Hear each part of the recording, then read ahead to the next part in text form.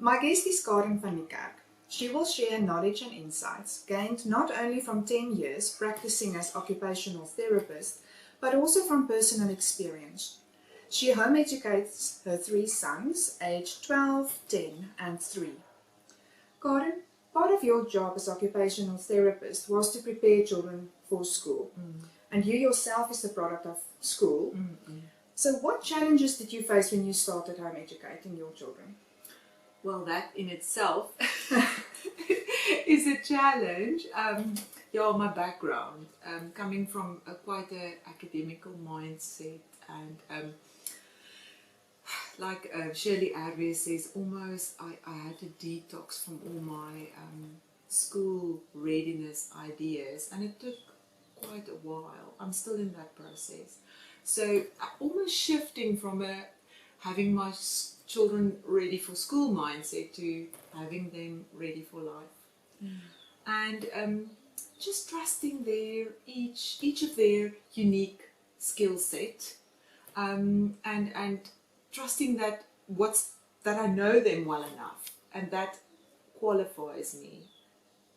Even if my child might have special needs, that qualifies you, knowing your child. And we will discuss that, how important that is really as a base, and not as straightforward as you might think. And also, Anelle, getting to know myself. Understanding, that you have certain bents towards maybe music, or certain parents are more physical and camping and outgoing, and I had to realize where was my limitations, and how can I, maybe use a friend who's more musically inclinated, and how can we work with that. So realizing who am I, and who they are, and becoming the adult I want them to be. Yes. Not because I don't necessarily want my children, because they're going to model, they're going to get what you have. So I don't want them to see me as this mom who had this servanthood life and laying down her life for them, and that's the model they had, but rather a mom who pursued what she believed in and who she was, and having a strong identity in that, rather than looking for identity in who they are. Yes. And also made, I think, the main priority becoming enjoying my kids.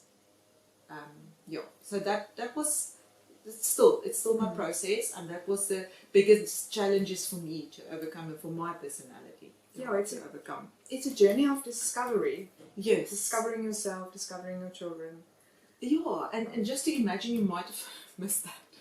You might have never discovered it. Yes. Yeah, so it's that was my challenges. Yeah, what you said about friends is so important, because we're often scared to ask for advice or help. But we need to realize that we are not the encyclopedia of everything. We also only know a little bit, and that's why it's great to have friends with other talents and interests, and to tap their ideas and inspiration.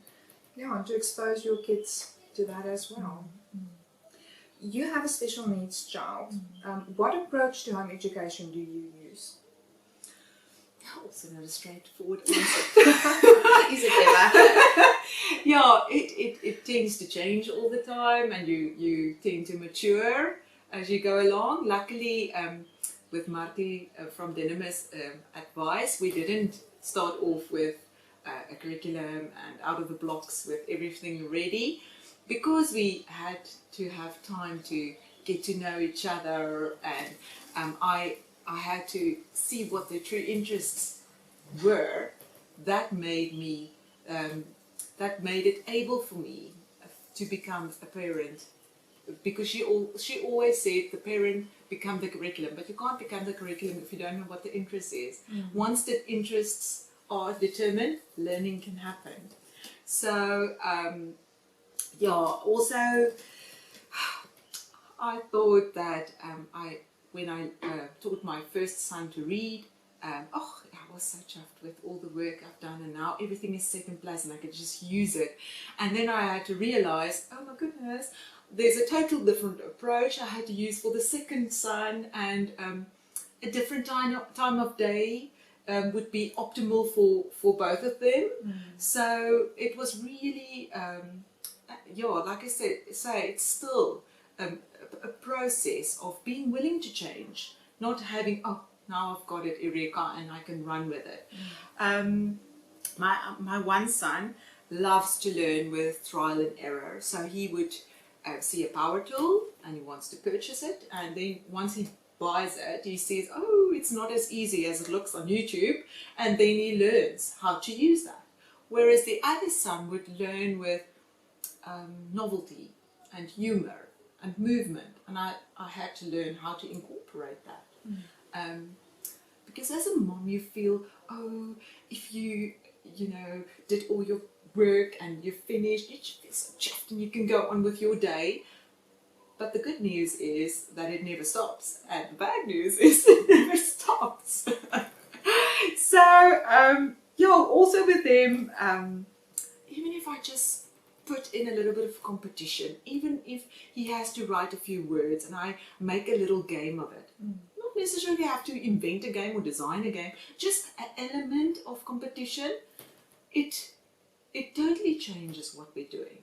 But I had to teach myself how to reach my child, and what gets him going, what's his bents, what's his natural interest and inclination, and what gets him going, and to read him all the time. But we'll get into that. Just even with math, I started off with the same program for both of them.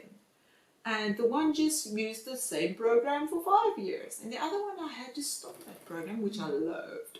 I had to stop, and because if we opened the book, it overwhelmed him. That busy page was too much for him. And he would be totally overwhelmed. So I had to try a different program.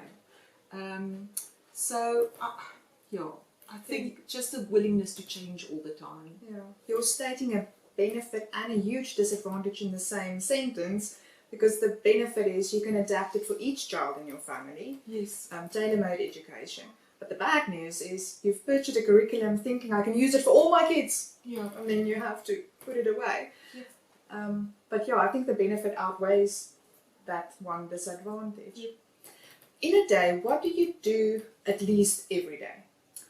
Oh, a read aloud. Read aloud times is always, it's a non-compromise.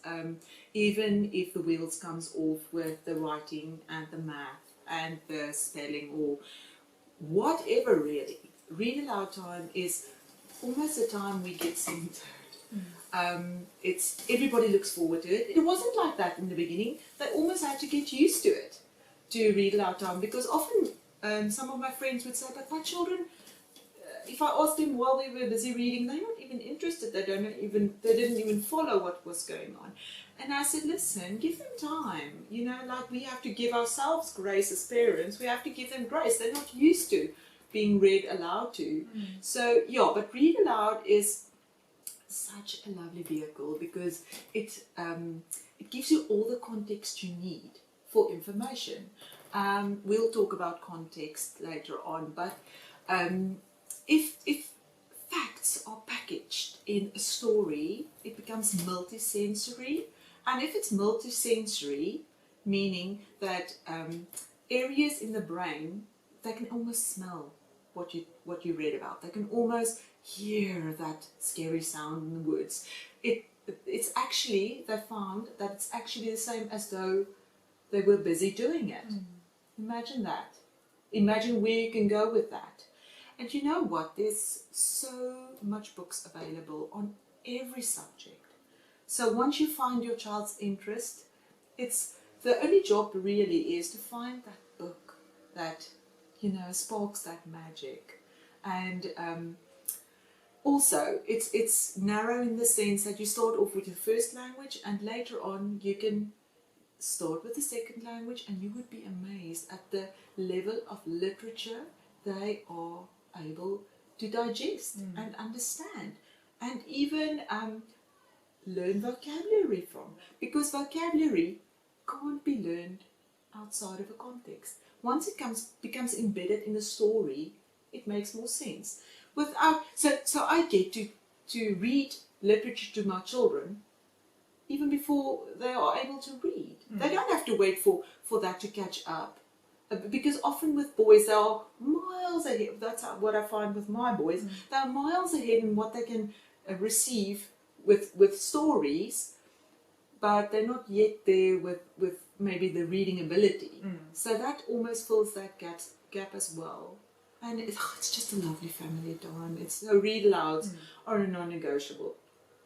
And they've got the extracurricular, and we do the reading, writing, arithmetic. We do our practical experiments or real life things, but it's not as important by miles for me as a read aloud. You touched on extracurricular activities now. Question we all face at one time or another: socialization. Yeah. So, how do you socialize your kids? Well, so socialization, if you actually go and look at it, it means that we acquire the values, the habits, and the attitudes of a certain group or society. And I'm not sure if I want that to be in a certain peer group. And also, Anelle, if you go and look at what is a representative peer group, or not as a representative peer group, but what is a representative of socialization today? Would you ever spend time with 30 of the same age girls of your age? No, we don't. We spend time with people younger and older and different walks of life, and that's what they get to do now. They get to socialize with different ages, different walks of life, different gender, different races. And I think we should actually lean more towards the diverse community. Of course, they go to cricket and they love it. They love peer group. And gymnastics and woodwork and homeschool outings. But the other day, my children wanted to go to this market we have in our town. We've got a bit of an eccentric town, so I cringed a bit. Oh my goodness, they want to do this. So we prepared for the staliki and everything they wanted to sell, and they wanted to do it all by themselves. So I just went, dropped them, set up, and it's just a block away. Anyway, so when I went to fetch them, I was so surprised with people coming to me and saying what fun they had with these two boys, and exchanging pies for seed, and within this eccentric group. So that's really, for me, that was so valuable, because that's true socialization. And you get to do those things. Yeah. I wouldn't be able to, at their age, be able to do that. I would have been much too, scared, and definitely, it would have been too difficult for me to do. So, I think in a certain sense, they're miles ahead if we are open-minded enough to let them spend time with a diverse community. Yeah, they get to experience life skills firsthand. This is the end of part 1. So Carin, thank you for sharing your personal experience. In part 2, we will look at the benefits of home educating a child with special needs.